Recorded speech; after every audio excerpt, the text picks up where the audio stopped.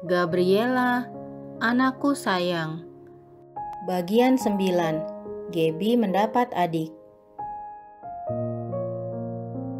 Ketika Gabriel berusia 1,5 tahun, aku masih memberikan ASI kepadanya. Walaupun saat itu ia telah diberi makanan tambahan. Alasanku tetap memberinya ASI sampai sebesar itu adalah karena masalah kasih sayang. Aku masih ingin memberikan kasih sayang kepadanya sama seperti ketika ia masih bayi. Belum terpikir olehku kapan aku akan menyapinya. Aku rasa bukan perkara mudah untuk menyapinya, mengingat ia baru bisa tertidur saat diberi ASI. Sampai suatu ketika, aku dinyatakan hamil anak kedua. Ketika mengetahui diriku tengah mengandung anak kedua, aku kembali diliputi perasaan bahagia. Aku hanya tidak menyangka Tuhan memberikan anugerah anak kedua kepadaku secepat itu. Aku pikir untuk mendapatkan anak kedua, kami harus berjuang kembali seperti ketika kami dulu mendapatkan anak pertama, di mana kami perlu berobat ke dokter kandungan terlebih dahulu untuk bisa hamil. Sempat terlintas dalam pikiranku untuk menghentikan pemberian ASI kepada Gabriel. Tapi melihat betapa senangnya Gabriel ketika diberi ASI, aku jadi tidak tega untuk menyapinya. Segera aku singkirkan niatku untuk menyapi Gabriel. Aku memutuskan untuk menambah porsi makanku agar mampu menyalurkan gizi yang cukup untuk kedua anakku, yaitu untuk Gabriel dan juga untuk bayi di dalam kandunganku. Kelahiran Chelsea. Hari-hari kulalui seperti biasa. Persiapan menyambut kelahiran anak keduaku pun lebih sederhana. Karena jarak kelahiran adik Gabriel hanya berjarak 2 tahun 3 bulan dari kelahiran Gabriel, maka aku masih dapat mempergunakan kembali semua perlengkapan bayi Gabriel. Mulai dari baju bayi, popok, bedongan, sampai tas bayi dan box bayi. Semuanya masih dalam keadaan baik dan masih sangat layak untuk digunakan oleh adiknya Gabriel. Terlebih lagi, perkiraan dokter yang mengatakan bahwa adiknya Gabriel adalah seorang perempuan, sehingga baju-baju bayi Gabriel yang bernuansa perempuan juga bisa digunakan kembali oleh adiknya. Sama seperti saat menyambut kelahiran Gabriel, kami juga mempersiapkan sebuah nama anak perempuan yang cantik untuk adiknya Gabriel, yaitu Chelsea. Waktu terus berjalan. Gabriel tetap diberi ASI sampai adiknya lahir.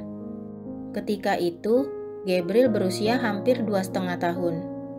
Karena proses melahirkan anak pertamaku dilakukan lewat operasi sesar, ketika melahirkan anak kedua, aku pun menjalaninya juga lewat operasi sesar, melalui tangan dokter kandungan yang sama. Berbeda dengan proses persalinan pertamaku, persalinan keduaku ini berlangsung lebih lama. Ketika aku melahirkan Gabriel, baru saja kudaraskan 2 kalimat doa Bapa kami, Gabrielnya sudah lahir. Namun persalinan kali ini berbeda dengan yang sebelumnya. Sudah 1 putaran doa Bapa kami aku daraskan, putri keduaku belum lahir juga. Aku terus mengulang doanya sampai selesai putaran ketiga. Akhirnya setelah 3 putaran doa, lahirlah putri keduaku, yang bernama Chelsea. Ia adalah bayi mungil yang sehat dan lucu. Meskipun selama hamil aku tetap memberikan ASI kepada Gabriel, hal itu tidak menghalangi Chelsea untuk lahir dengan berat badan normal, yaitu 3 kg. Aku yakin semua itu terjadi karena penyertaan Tuhan dalam hidup kami. Setelah proses operasi sesar selesai, aku didorong ke ruang pemulihan. Beberapa waktu kemudian, dokter kandunganku menghampiri dan memberiku selamat. Namun beliau mengatakan, dinding rahim ibu sudah sangat tipis sekali. Kalau bisa jangan tambah anak lagi, karena kalau hamil lagi resikonya besar. Peluang selamatnya hanya 50%, karena dinding rahim bisa pecah, robek atau meledak saat kehamilan membesar. Kalau sampai pecah, nyawa ibu dan bayinya terancam. Tapi semua saya kembalikan ke ibu. Tugas saya sebagai dokter adalah mengingatkan bahwa ada risiko yang harus diambil bila nanti mau punya anak lagi. Beliau bahkan mengulang pernyataannya tersebut sebanyak 2 kali. Karena ngeri dengan pernyataan sang dokter, Aku pun spontan bertanya, "Kalau begitu apa boleh disteril aja, Dok?" Dokter menjawab, "Kalau disteril sekarang belum boleh, karena usia ibu belum 30 tahun dan baru 2 kali sesar. Kalau usia ibu sudah 30 tahun ke atas dan sudah 3 kali sesar, baru bisa disteril." Sejak pagi, Gabriel juga ikut menantikan proses kelahiran adiknya di ruang tunggu, bersama dengan papanya, kedua omanya, dan seorang tantenya. Namun ketika hari mulai larut malam, dan aku telah dipindahkan dari ruang pemulihan ke ruang rawat inap, Gabriel pulang bersama dengan papa, oma, dan tantenya. Seperti yang sudah kuduga jauh-jauh hari sebelumnya, Gabriel pasti akan menangis ketika ia tahu mamanya tidak ikut pulang bersamanya di hari kelahiran adiknya itu. Ketika diajak pulang oleh papanya, Gabriel berkata kepadaku, "Mama pulang juga ya sama Bibi?" Dengan berat hati ku jawab, "Mama gak bisa pulang, Bril. Mama harus tidur di rumah sakit sekarang. Nanti 2 hari lagi Mama baru pulang bareng sama Dede." Gabriel belum pernah kutinggalkan dalam waktu yang lama. Kalaupun pernah kutinggalkan untuk mengerjakan suatu pekerjaan yang mendesak, dia akan terus menangis sampai aku pulang kembali ke rumah. Bisa dibayangkan betapa sedihnya Gabriel mendapati hari itu aku tidak bisa ikut pulang bersamanya. Suara tangisannya yang keras terdengar di sepanjang lorong rumah sakit itu, hingga suaranya menghilang di kejauhan. Hatiku pun seraya ikut menangis membayangkan kesedihan Gabriel harus jauh dariku malam itu.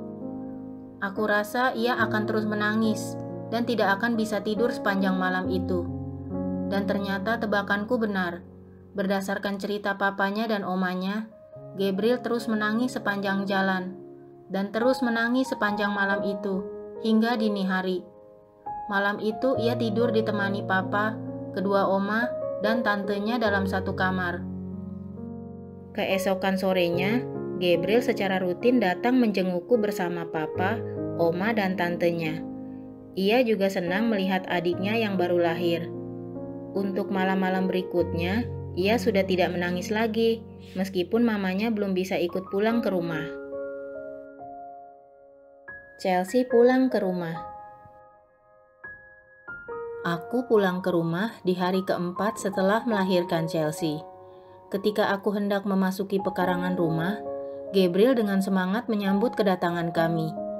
Ia berlari keluar dengan hanya mengenakan kaos dalam dan celana panjang.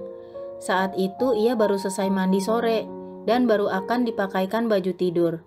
Namun karena ia mendengar kedatangan kami, ia langsung berlari ke depan sambil berteriak, "Mama!" Dan aku menjawab, "Bi, ini Mama bawa pulang Dede. Sekarang Bibi udah gak sendirian lagi." Gabriel tersenyum lebar mengiringi aku memasuki rumah. Aku membaringkan baby Chelsea di tempat tidur kami, sambil berkata kepada Gabriel yang berdiri di sampingku sambil menatap dedeknya, "Hati-hati ya Bi, ini dedek loh, bukan boneka. Jadi jangan loncat-loncat deket dedek, nanti keinjak lagi. Ini Mama kasih dedek buat Bibi, supaya Bibi gak kesepian. Nanti kalau sudah besar, harus saling menyayangi dan saling bantu." Berdasarkan pengalaman merawat baby Gabriel yang seringkali harus begadang, membuatku mempersiapkan mental untuk kembali begadang malam itu bersama baby Chelsea. Malam itu merupakan malam pertama Chelsea pulang ke rumah.